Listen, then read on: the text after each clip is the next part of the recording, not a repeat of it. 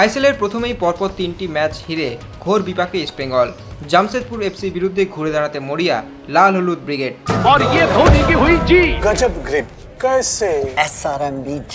SRMB TMT बार की win grip technology cement के साथ बनाए मजबूत पकड़। Grip is important. তার আগে এদিন অন্তর্বর্তীকালীন কোচ বিনো জর্জ জামশেদপুরে সাংবাদিক সম্মেলন করলেন এবং তিনি বলেন, দলের ফুটবলারদের ওপর আমার সম্পূর্ণ আস্থা আছে। যথেষ্ট ভালো মানের ফুটবলার ওরা, আমার দলও ভালো, নিজেদের স্টাইলে ভালো ফুটবল খেলবো আমরা। দলের সবাই যথেষ্ট পরিশ্রম করেছে। এটা ঠিকই যে গত 3টে ম্যাচ আমরা ভালো খেলতে পারিনি, অনেক ভুল করেছি। গত কয়েকদিন ধরে সেই ভুলগুলোই শোধরানো হয়েছে। আমি জানি আমাদের ছেলেরা আরও শক্তিশালী হয়ে ঘুরে দাঁড়াবে। নিজেদের দায়িত্ব সম্পর্কে ছেলেরা ওয়াকিবহল, ওরা জানে এখন ওদের কি করতে হবে। সমর্থকদের পাশে থাকার অনুরোধ করে বিনো জর্জ বলেন, নিরন্তর আমাদের পাশে থাকার জন্য সমর্থকদের অনেক ধন্যবাদ।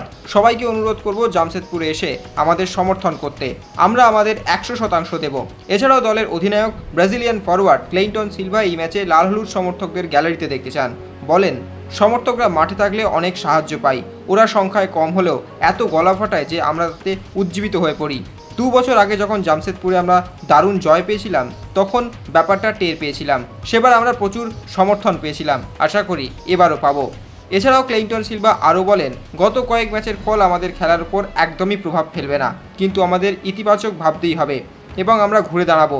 এখনকার পরিস্থিতি ভালোভাবে সামাল দিতে হবে। জামশেদপুর ম্যাচে আমরা সকলেই মনোনিবেশ করছি।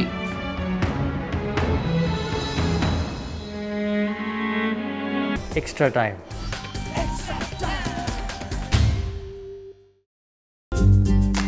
লেটেস্ট নিউজ আর এক্সক্লুসিভ ভিডিওর সঙ্গে আপডেট থাকতে এখনই সাবস্ক্রাইব করুন আমাদের ইউটিউব চ্যানেল।